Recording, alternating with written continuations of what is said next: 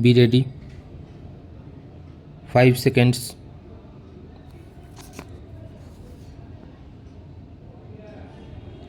Start.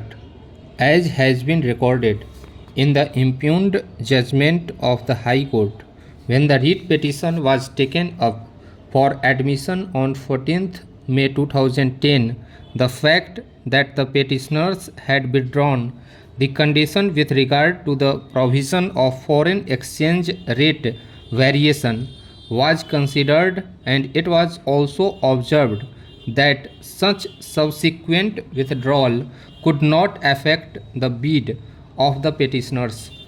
However, on the submission made on behalf of the petitioners that the aforesaid condition was also included in the RFP submitted by respondent number 4, notice was issued in the matter.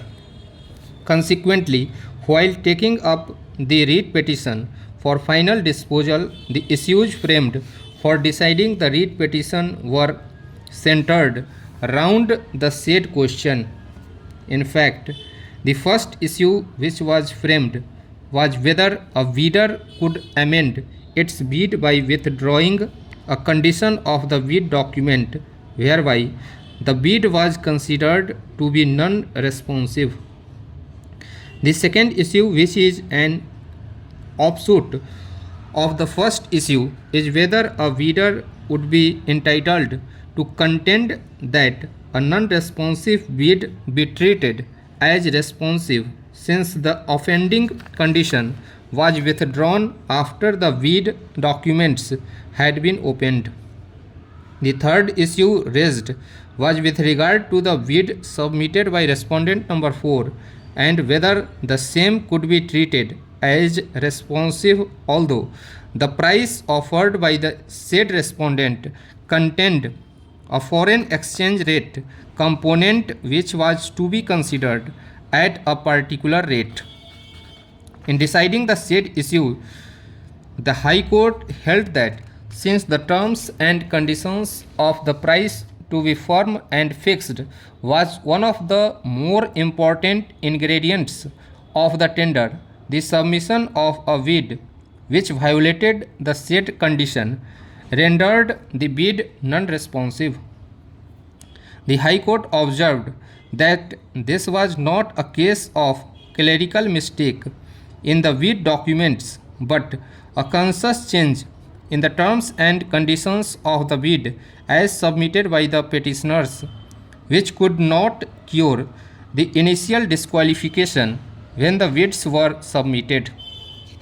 The High Court took note of the fact that the bid of respondent number 4 contained the condition that its price would be in Indian rupees with a foreign component which would be converted in Indian rupees as on the date of opening of the bid. The High Court observed that the same did not violate the conditions of the RFP and that the said condition ensured that the price would be firm and fixed during the period of performance of the contract. The stand taken on behalf of the petitioners was strongly opposed on behalf of the respondent number 4 to whom the contract had been awarded. Mr. Ashok Desai, learned senior advocate, pointed out that the condition relating to the foreign exchange rate variation and the proposal of the respondent number 4 in relation thereto indicated a firm rate of exchange as on the date of the opening of the commercial bids, and there would be no escalation of such offer during the subsistence of the contract as envisaged in the tender documents. Stop.